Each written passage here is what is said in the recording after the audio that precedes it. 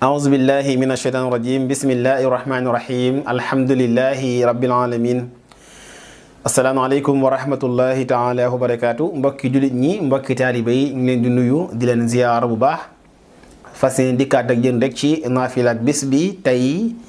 di fukkeelu guddi ak juróom-ñaar ci weeru koor sëriñ bi nee na ku ci julli fukki rakka ak ñaar rakka bu te rek nga jàng ca fatiha benn yoon teg ca inna anzalnaahu fi laylatil xadr ñaari yoon ak xul huwallahu ahad ñaari yoon sëriñ bi nee na ko def insha allah dees na ko bindal tiyaaba ju toll ni limub ka njëkk a xam yàlla ba ki ko mujj a xam bu fekkee dafa tawatoon itam dana wér bu amee woon bor itam yàlla suñu borom bi subhanahu wa taala dana ko fayal borom boobee waaye itam bu nekkoon ci njàqare itam yàlla dana wàññi njàqare la te itam dees na ko musal ci sawara insha allahu yàlla nañu yàlla nangul wasalaamu aleykum wa rahmatullahi taala wa barakaatu.